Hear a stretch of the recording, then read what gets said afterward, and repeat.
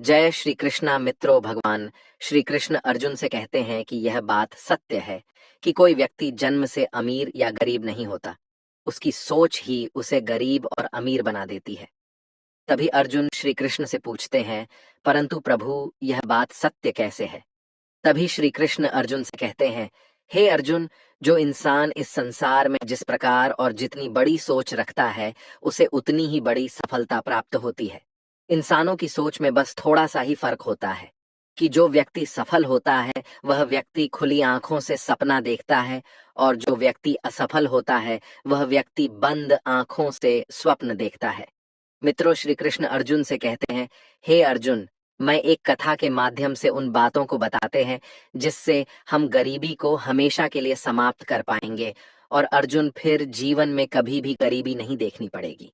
तो अर्जुन ने कहा, हे माधव, आप कथा को बताइए, हम इस कथा को पूरा सुनेंगे। तब श्री कृष्णा बोलते हैं, एक समय की बात है, भगवान भोलेनाथ और नंदी साथ में कहीं जा रहे थे। चलते चलते वह एक बड़े से खेत के पास पहुंचे। तभी भगवान भोलेनाथ और नंदी को प्यास सताने लगी, तो उन्होंने अपने आस पास देखा तो उन्हें खेतों के बीचों बीच एक टूटा फूटा घर दिखाई दिया। अब भोलेनाथ और नंदी दोनों लोग उस घर के पास पहुंच जाते हैं और उस घर के दरवाजे को खटखटाते हैं। तो थोड़ी ही देर में दरवाजा खुलता है और अंदर से एक बुजुर्ग व्यक्ति निकलता है, जिसके साथ में उसकी पत्नी एवं दो बच्चे भी थे, जो बहुत ही फटे पुराने कपड़े पहन रखे थे। भोलेनाथ उन लोगों से विनम्र आवाज में कहते हैं, क्या हमें पीने के लिए पानी मिल सकता है? यह बात सुनते ही बुजुर्ग व्यक्ति अंदर पानी लाने के लिए चला जाता है। थोड़ी देर बाद व्यक्ति पानी लेकर आता है, जिसे भगवान भोलेनाथ एवं नंदी जी ग्रहण करते हैं। फिर अचानक भोलेनाथ उस व्यक्ति से कहने लगते हैं, आपका खेत तो बहुत बड़ा है, परंतु इसमें कोई फसल नहीं है, फिर आप लोगों का गुजारा कैसे चलता है? भोलेनाथ की ऐसी कुछ बातों को सुनकर वह व्यक्ति कहता है, भगवान, हमारे पास एक गाय है जो काफी दूध देती है। वही दूध बेचकर कुछ पैसे मिलते हैं, जिससे हमारे परिवार का गुजारा हो जाता है। इसी तरह बातों ही बातों में शाम हो जाती है। तो भगवान भोलेनाथ ने सोचा, आज की रात्रि हम यही रुक जाते हैं। इसके बाद भोलेनाथ उस व्यक्ति से उसके घर पर रुकने की अनुमति मांगते हैं। वह बुजुर्ग व्यक्ति अनुमति दे देता है और भोलेनाथ जी वहीं रुक जाते हैं। आधी रात बीत चुकी थी, तभी अचानक भोलेनाथ नींद से उठ जाते हैं और नंदी के कान में जाकर एकदम धीरे से आवाज देते हैं कि चलो, अब हमें यहाँ से चलना चाहिए और इसकी गाय को भी साथ में ले जाकर जंगल में छोड़ देना है।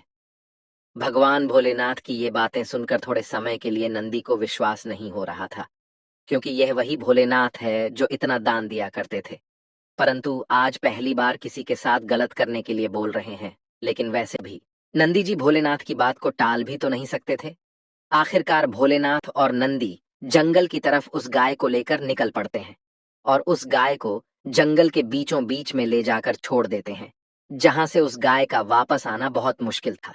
इसके बाद भोलेनाथ और नंदी वहां से कैलाश पर्वत चले जाते हैं, परंतु नंदी के मन में यह बात हमेशा ही खटकती रहती कि भगवान ने उस बुजुर्ग व्यक्ति के साथ ऐसा क्यों किया था।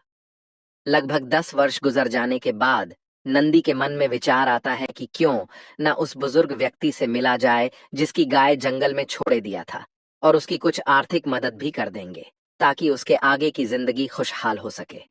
अब नंदी जी भगवान भोलेनाथ के पास जाते हैं और बुजुर्ग के पास जाने की अनुमति मांगते हैं। भोलेनाथ जाने की अनुमति दे देते हैं। नंदी जी कैलाश पर्वत से निकल पड़ते हैं और कुछ ही समय में उस व्यक्ति के पास पहुंच जाते, लेकिन वहां का दृश्य देखकर वह चकित हो जाते हैं, क्योंकि अब उस खेत में बहुत से वृक्ष थे जिसमें विभिन्न प्रकार के फल भी लगे थे, और झोपड़ी की जगह एक विशाल घर था। यह सब देखकर नंदी जी के मन विचार आने लगा कि हो सकता है कि गाय के चले जाने के कारण वह बुजुर्ग व्यक्ति सब कुछ बेचकर यहाँ से चला गया होगा और यहाँ कोई और रहने लगा होगा। यही सोचते हुए वह कैलाश पर्वत की ओर वापस लौटने लगते हैं। तभी नंदी जी की नजर उसे बुजुर्ग व्यक्ति पर पड़ती है। नंदी जी उस बुजुर्ग व्यक्ति के पास जाकर कहते हैं, शायद आप हमें ना पहचानते हो, लेकिन कई वर्षों पहले मैं आपसे मिला था। तब वह बुजुर्ग व्यक्ति कहता है, मैं आपको कैसे भूल सकता हूँ, आप तो उस दिन बिना बताए ही यहाँ से चले गए और उसी दिन हमारी गाय भी न जाने कहाँ चली गई, जो आज तक नहीं लौटा।